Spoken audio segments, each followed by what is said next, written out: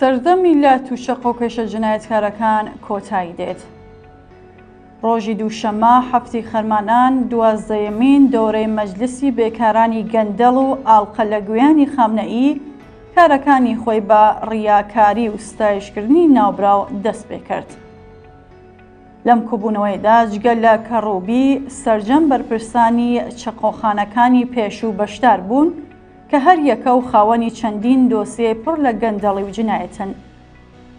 محەممەد باقر قاڵیباف سەرۆکی پێشووی مەجلیس سەرتیبی جنایەتکاری سوپایە. شەخسی ناوبراو بە شێوەیەکی ڕاستەوخۆ لە کوشتارە جۆراوجۆرەکانی نەیاران و ناڕازیان و لەوانە کوشتاری بێبەزایانەی خوێندکاران لە ساڵی 82دا ڕۆڵی هەبووە و لە کاتێکیشدا کە پۆستی شارەزاری چارانی بەدەستەوە بوو چەندین دۆسیە گەندەڵی گەورەی لێ ئاشکرا بوو کە لە ئاست هیچ کامیاندا وەڵامدەرەوە نەبووە.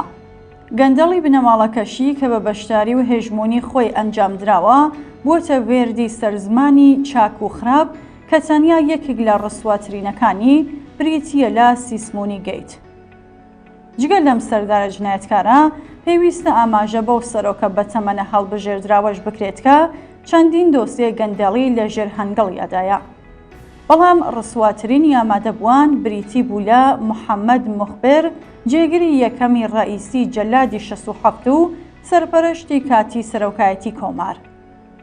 ناوبراو کە دەیان ساڵە بە شێوەیەکی نیمچە شاراوە لە خزمەت ئامانجە ئابووری و سەرکوتگەریەکانی خامنەیدا بوو ئێستا بە شێوەیەکی ئاشکرا ڕەوانەی مەیدان کراوە.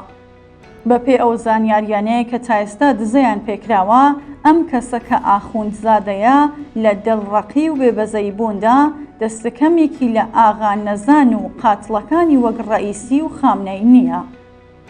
موخبر لە تەمەنی 23 ساڵیدا ساڵی 1359 بە چەکەوە و لەگەڵ ئەحمەد جەنەتی سەرقافڵەی ئەو گروپە لا تووچە قۆکێشیە بووە کە هێرشیان کردە سەر زانکۆی جوندی شاپووری یەخواز. شەخسی ناوبراو بە شێوەیەکی ڕاستەوخۆ دەستی هەبووە لە کوشتن، بریندارکردن یان دەستگیرکردنی ژمارەیەک لە خوێندکاران. شاید حاڵەیەک باس لەوە دەکات کە ئەحمەد جەنەتی وەک ئیمام جومعەی کاتی یەخواز لە نێو دەست بەسەرکراواندا وتبووی حەیفە ئێوە لە سێدارە بدرێن. باشتر وایە فڕێتان بدەنە ناو ڕووباری کارونەوە بۆ ئەوەی ببنە خۆراکی نەهەنگەکان. بە وتەی جەنەتی کە لە تەمەنی 98 ساڵیدا بەشداری لە ڕێڕەسمی دەستبەکاربوونی مەجلیسی 12مدا کرد، موخبر و هاوکارە لا تووچە قۆکێش و جنایەتکارەکانی تەرمی ژمارەیەک لە دەستبەسەرکراوانیان فڕێدا بووە ناو دارستانەکانی ئەهواز و ڕووباری کارونەوە. محەممەد موخبر بۆ ماوەی 14 ساڵ بەرپرسی ستادی جێبەجێکاری فەرمانی ئێمان بوو. لێکۆڵینەوەکانی ڕۆیتەرز دەریان خستووە کە ئەم ڕێکخراوەیە بناغەی کاری خۆی لەسەر بنەمای دەست بەسەرداگرتنی بەردەوام و بە بەرنامەی هەزاران زەوی و موڵکی سەر بە خەڵکی یاسای ئێران بنیاد ناوە. هەروەها دەستی بەسەر موڵک و ماڵی ئەنجامانی کەمایەتی ئاینیەکانی وەک بەهایەکان، بازرگانان و ئێرانیەکانی دانیشتووی دەرەوەی وڵاتیشدا گرتووە. ئەم دامەزراوەیە هەر ئێستایش بەردەوامە لە دەست بەسەرداگرتنی ماڵ و جارایی زیندانیانی سیاسی عەقیدەتی و گەندەڵکاران و لە بواری بەڕێوەبردنی ئەم سامانە نەشدا کار دەکات. ئاژانسی ڕۆیتەر ساڵی 2013 ڕایگەیاندبوو کە کۆی گشتی سەروەت و سامانی ستادی جێبەجێکاری ئێمام 95 ملیارد دۆلارە. ئەم تەشکیلاتە بێسەرەوبەرەیە یەکێکە لە بناغە سەرەکیەکانی مافیای ئابووری دەسەڵاتدار لە ئێران کە جگە لە عەلی خامنەئی بەرامبەر بە هیچ کەسێک وەڵامدەرەوە نییە. محەممەد موخبر کە ڕەنگە لە نەمایشی هەڵبژاردننی هەشتی پوشپەڕی 1403دا بە فەرمی وەک سەرۆکۆماری داهاتوو دیاری بکرێت، جگە لە توانایی سەرکوتگەری توانایی فریودانی خەڵکیشی هەیە.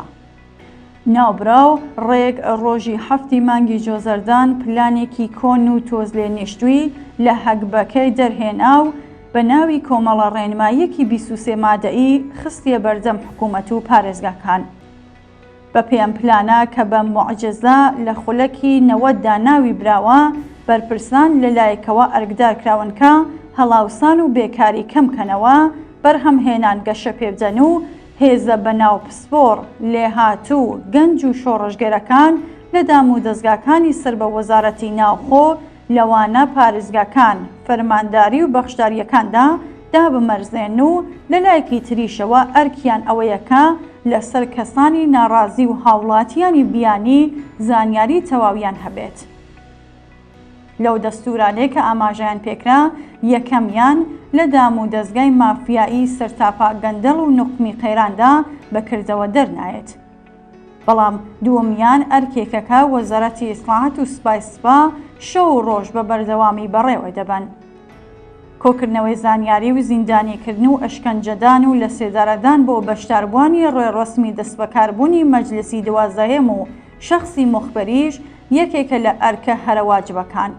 ئەوان ڕۆژێک دوای دەستبەکاربوون سەرکوتگەرێکی وەک قاڵی بافیان سەر لە نوێ وەک سەرۆکی مەجلس هەڵبژاردەوە بۆ ئەوەی نیشانی بدەن کە پاش مردنی جەلادی 67یش هەموو شتێک لە جێ خۆیدایە.